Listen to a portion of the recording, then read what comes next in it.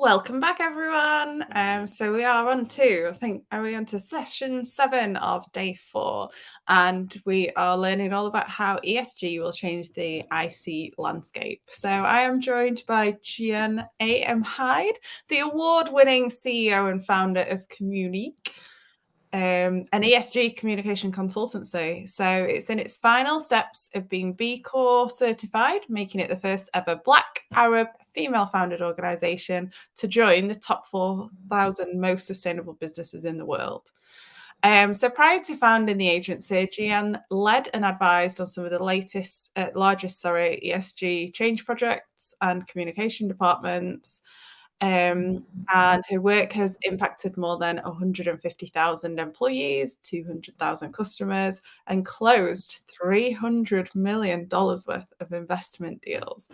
She's a board advisor to communication agencies, an avid investor in numerous startups, and an ESG guest lecturer with the CIPR and the CIM. Her thoughts have recently been featured on one of the most successful fintech books, Digital for Good, written by Chris Skinner. And some of her co-authors include the founder of Extinction Rebellion, CEO Monzo Bank, the founder of Metro Bank, VP Ant Group, and many others. What an intro, Gihan. And so you're going to be talking us through the ESG reporting and how it will change the internal communication landscapes.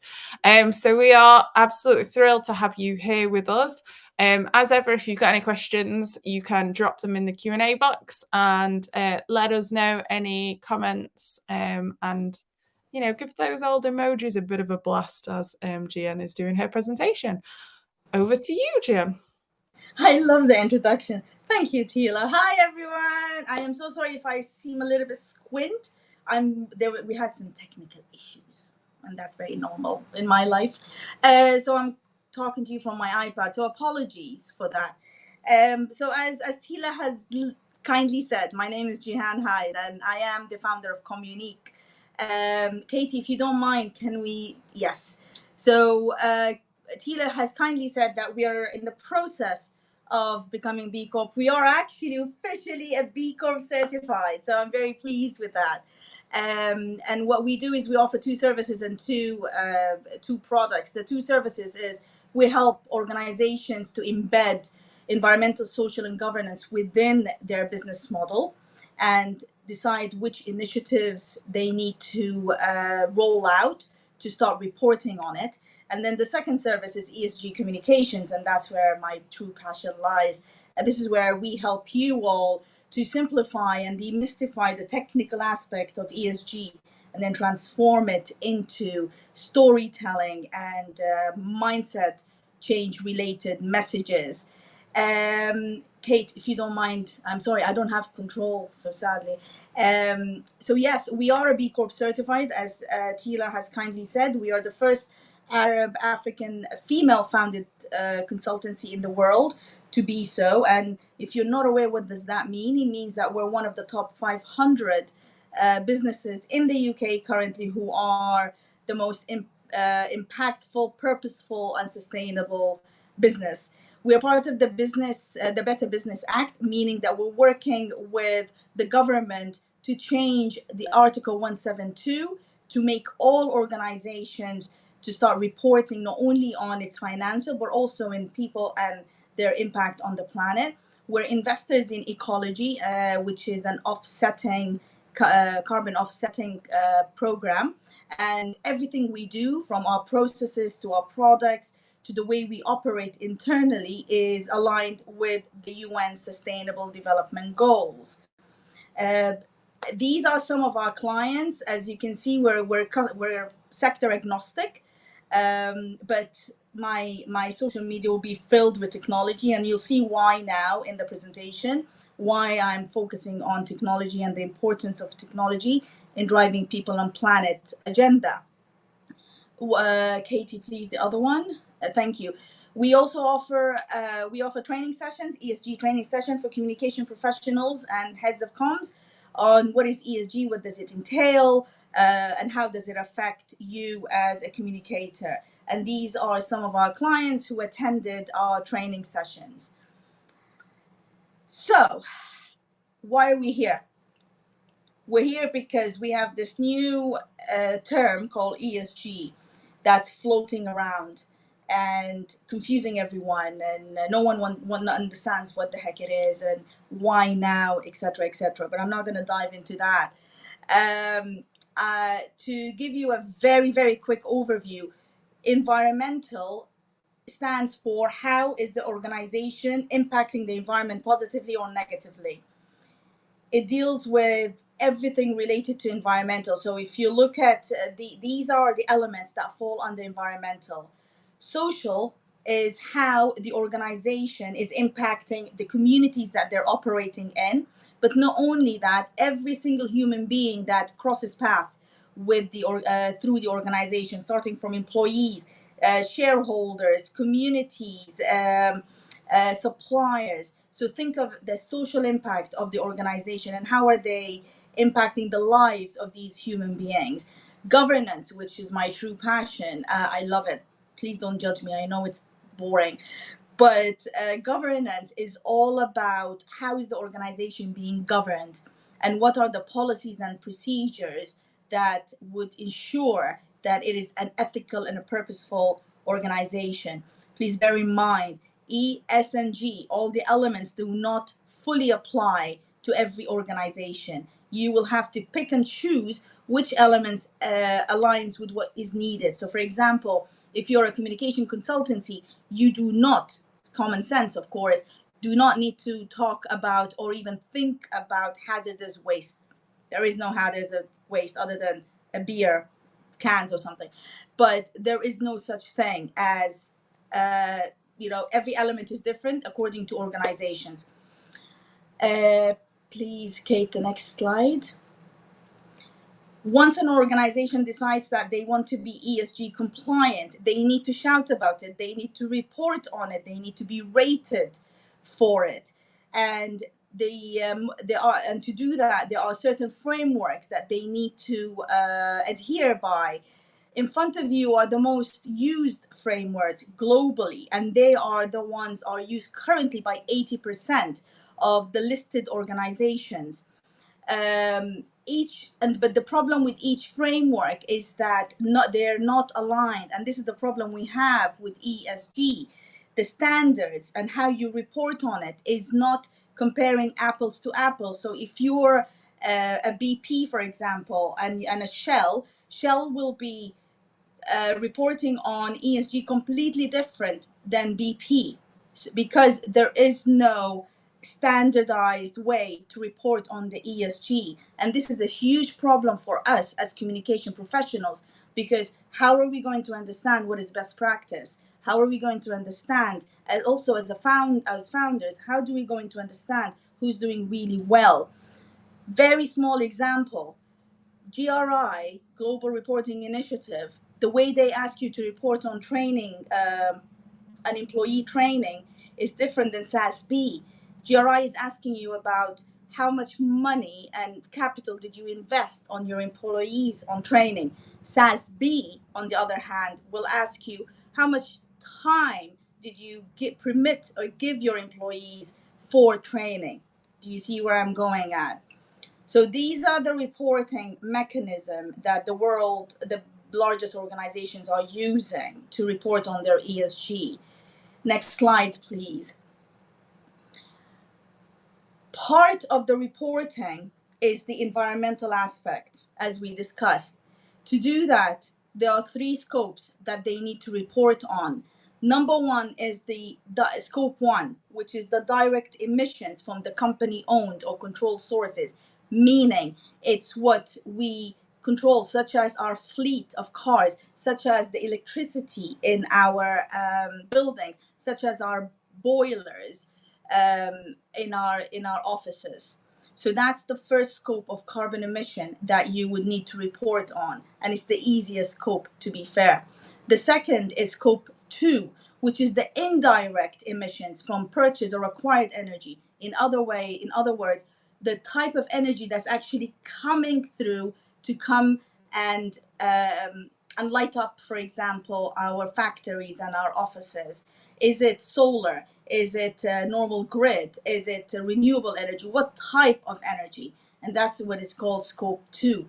Scope 3 is the most difficult, and that's where a lot of our organizations are really worried about and to talk about it, because it's not something we can control as an organization. It's the carbon emissions that are coming from our suppliers. And it's very difficult to calculate that because not all suppliers are ready to calculate their emissions, and not all suppliers are ready to disclose these emissions. So this is why scope 3 is a massive headache for a lot of organizations to measure.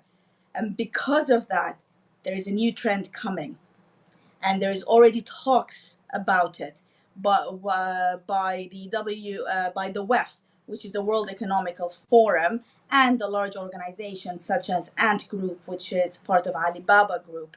They are forcing now the WEF to uh, to focus on that scope, because they know it's a lot easier to focus on, and that is scope 4. Scope 4 is the employee related carbons. Okay? So think about this. It's what our employees are emitting during their lifetime with us as an organization. And the reason, again, there's doing so and there is a lot of effort coming towards it is because it's super easy to calculate if the employees are on board. Kate, please, the next session thing. To give you some context, so we've agreed that scope 4 is coming. And by the way, the name has not yet been dubbed. It could come out as scope 3 plus. So please, if you Google, either Google scope 3 plus or scope 4 to get the right. They're still thinking about it. But this is the scope. But why are they interested in it? Because if we look at the general picture, there's 3.3 billion employees globally as we speak. As we speak.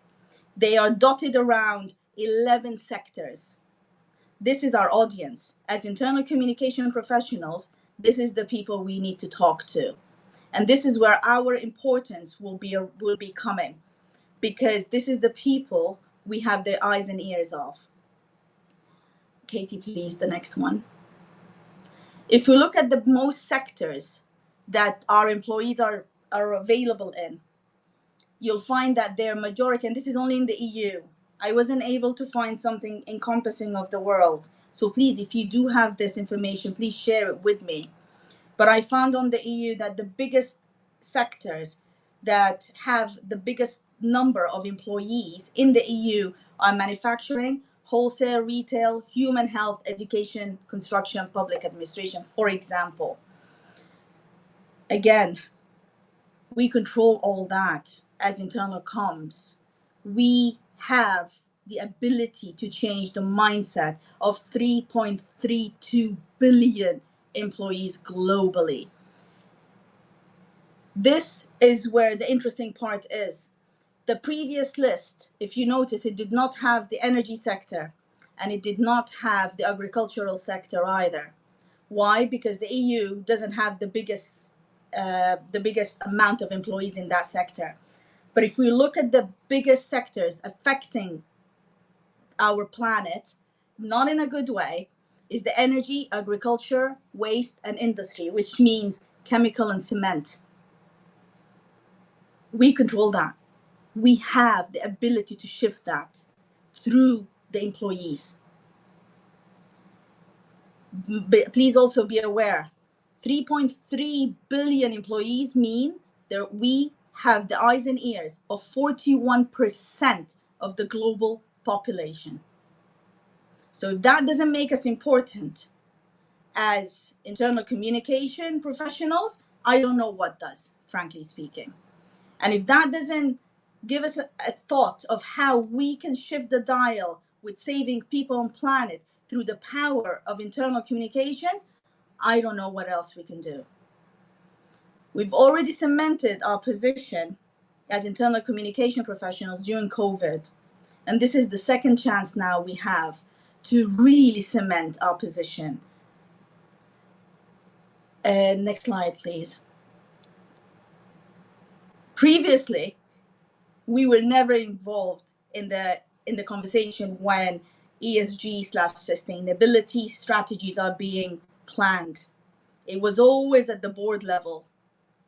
Now we will be part of the conversation.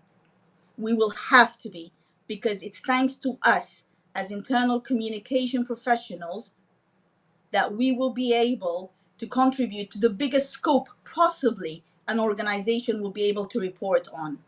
And through that scope 4, we will be able to demonstrate that our organization is playing its people on planet role. Next slide, please. So in other words, we will have the ability to sit with the board, with our leadership team, and think ahead with them on how is the organization going to be moving forward, rather than just receive the message and the strategy from top to us. Next slide, please. But there's something that will have to change, though. And this is where we really need to buckle up as internal communication professionals, whether we like it or not. For these organizations to change and to start reporting on a 4th scope, which, by the way, will help towards a massive impact, as I said, towards saving our people and planet, these organizations will need to change how they operate. And this is where we need to start upskilling ourselves and understanding what is going to happen. AI, automation, and technology is going to be the driver for organizations to start focusing on reporting on their ESG. To give you an example, with technology, there is a restaurant in the US and it's called Street Green. They're trying to encourage now their employees to report on their carbon footprint. But the employees have said to them, well, we're not going to embark on it unless you tell us exactly where the funding for these initiatives are going, where you're getting your produce from, how are you going to embed these initiatives within the business model of this restaurant. So the restaurant went and created a blockchain for all of their suppliers. And for those of you who are not aware of this power of blockchain is a technology that enables you to see exactly where the money is going to and from, but also to who and through what. So transparency is key for a blockchain technology. And because of that, the employees were able to see where the producers of that restaurant is coming from. And as a result, they themselves started buying the green produce from these suppliers because they could see, and it was very clear to them where it's coming from and how is it being harvested. Another example with automation and AI, for example, I have a client of ours. They're a FTSE 100 company. They have 173,000 employees globally, but they're also one of the most pollutant in the world. They wanted to play their role, so they're starting now to report on their scope 4 through their employees. But how do they do that? They created an app. This app would enable employees to calculate their footprint. But while they're doing that, they also get educated about it. So if I'm going from A to B through an underground, that app will explain to me, why don't you take 1, 2, 3 as an alternative? For example, it's lower emission. And if I, as an employee, can demonstrate that I have reduced my carbon footprint, I will be actually then an automatic message goes to my HR partner. And as a result, in my bonus, I get extra bonus towards the end of the year because of how I contributed to lowering the scopes of my life and how my data was then captured by this organization towards scope 4. Because we all know, whether we like it or not, we will not be able to transform immediately. So these are examples of how technology is coming. And because of that, we need to understand it. So I urge you, please, to start understanding what is blockchain, what is AI. I'm not asking you to be technical experts. I'm not a technical expert. I'm just curious. I just want to understand, how is this going to affect my messaging? How is this going to affect the mindset change? Now that employees are changing their lifestyle, how do I get to them? How do I embrace that change? How do I convince them to change their lifestyle if I don't understand how these technologies are going to contribute to that? Next slide, please.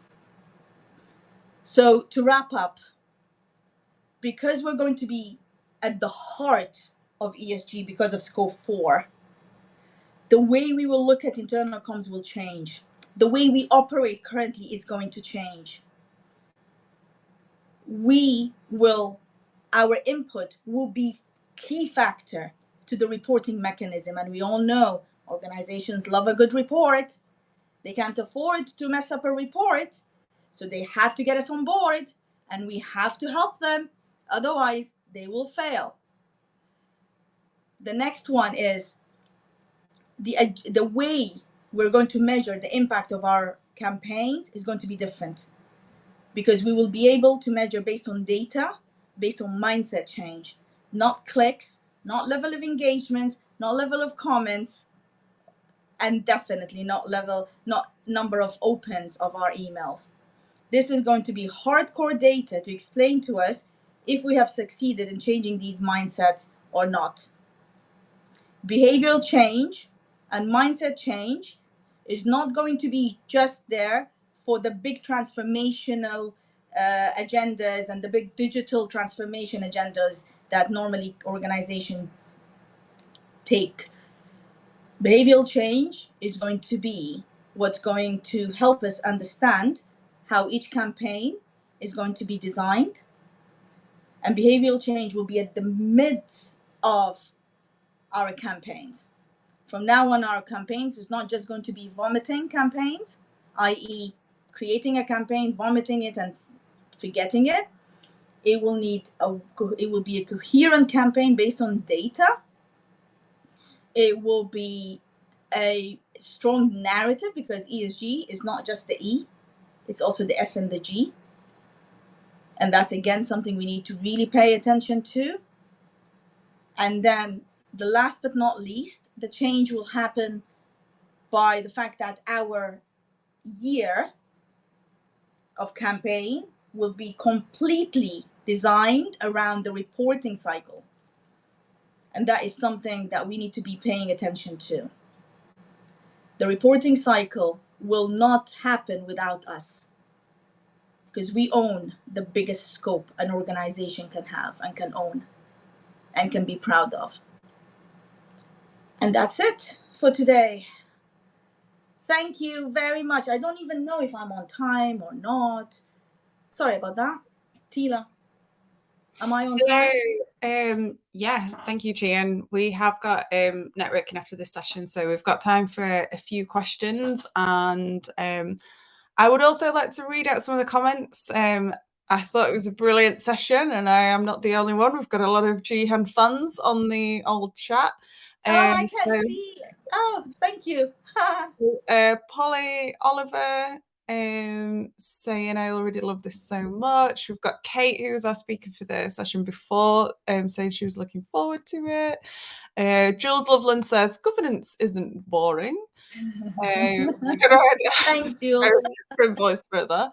And we've got love in this session, so powerful. That's from Tazimar Carla, who I think is dialing in from outside of the UK, but correct me if I'm wrong.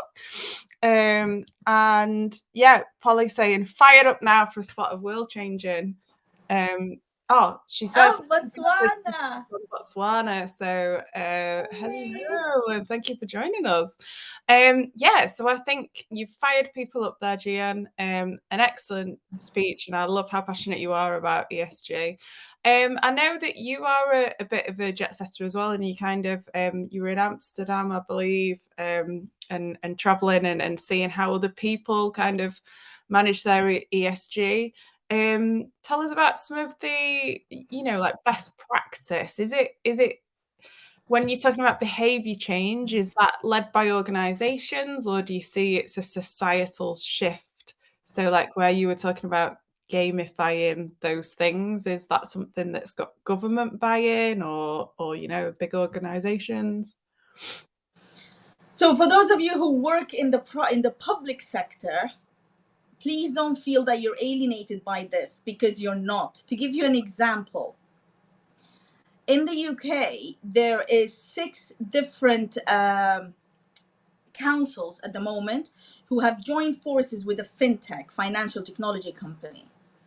And that company, basically, from now on, for us as community members of these councils or residents, before we recycle anything, we will need to download this app. And this app, we will need to scan every single item we buy. And automatically, it will explain to us how do we recycle our waste. Because there is a lack of education and a lack of knowledge of how to recycle items. For example, and that is actually thanks to me working with Suez, one of our clients. I didn't know this until they educated me on it. They are some of the items, unless you clean it properly, you can't recycle it. I didn't know that until recently. So luckily, this app is going to help us to educate us, but also to help us play our role. And what's interesting is these councils are actually now going to tie our behaviors with, as I wasn't able to get exactly what it is, to be honest, Teela, because there was an NDA and the founders couldn't tell me everything. Yeah. But basically, I get rewarded as a citizen for using the app and for adhering to how I will be recycling my items. So that was one of the examples of how technology is going to play a role in changing our mindset.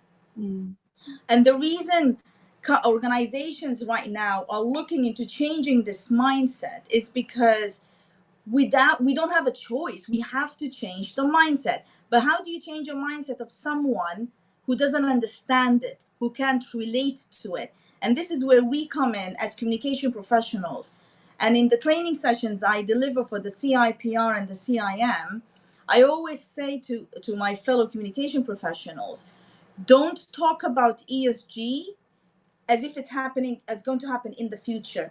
Talk about it now. Talk about the dangers of us not adhering and adapting this mindset now. Otherwise, you will lose me. I live in the UK, but I'm originally from Sudan.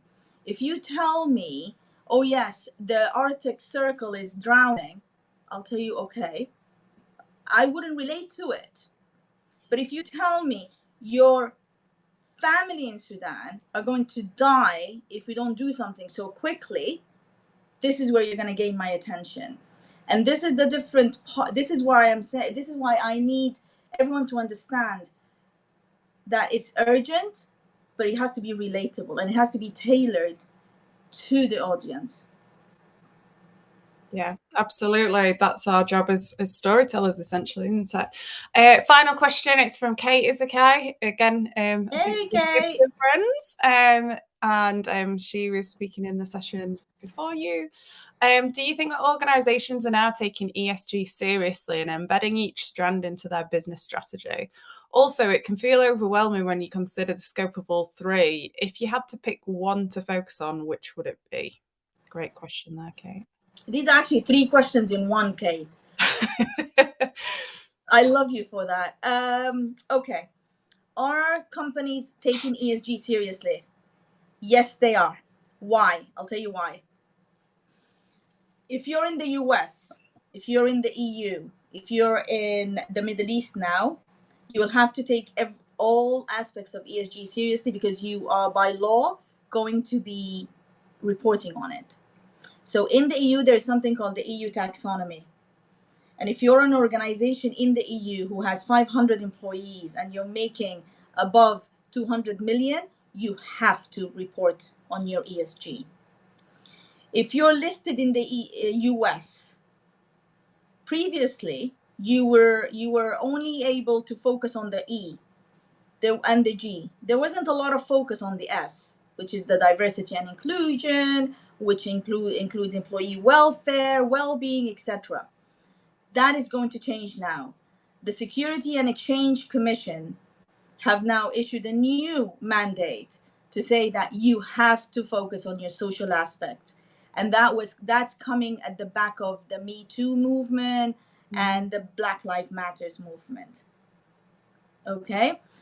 If you're in the UK, starting from next year, 2024, okay, you're listed, or you're making 500 million but not listed, you will have to report on your climate impact using a specific framework called TCFD. And that framework allows you to not only just calculate your impact on the environment, but also what is the environment's impact on you. So if there is a climate crisis happening at the moment, and our degrees, let's say, increase by half a degree, how is that going to affect my operations as an organization? So it's a double reporting mechanism. So that's the first part of your question. The second part, I think from memory, the second part, which scope would you focus on? Yeah. Who are you, me? Am I the founder? Am I the communication professional? Who are you referring to? If I'm the founder of an organization or a consultancy, I will focus on scope 1 and 2 to begin with, because it's the easiest. It's the most tangible scopes that you can report on. It's scopes that you control.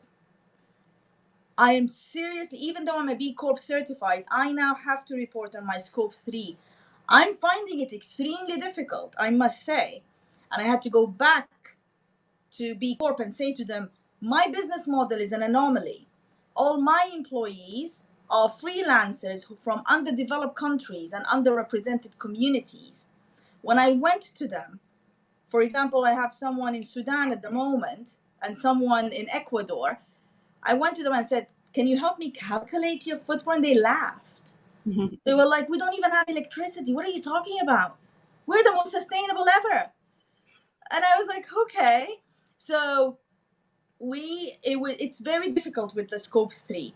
Personally, scope 4, I think it's going to be the new scope 3. And this is where our real impact as internal comms is going to shine. Nice. Yeah, I think it's interesting what you say, because some of those things, especially in social, are non-negotiable because of the social unrest that we're having. So 2020 very effectively kind of mobilized us as a united people, I guess. Yeah, that was brilliant. Thank you again, Gihan. Next up, we've got networking. So are you sticking around for anyone to ask any questions? Yes, I will. Once I figure out the system, I'll be there. So we've got your deets there to follow you on Twitter. Make sure you are posting your pictures, your comments, any questions for Gihan on Twitter. Remember, points mean prizes, and there's the all-important leaderboard there. Yeah, thank you very much for joining us, and enjoy. Thank you for having me. Thank you for having me. Right, we'll see you later.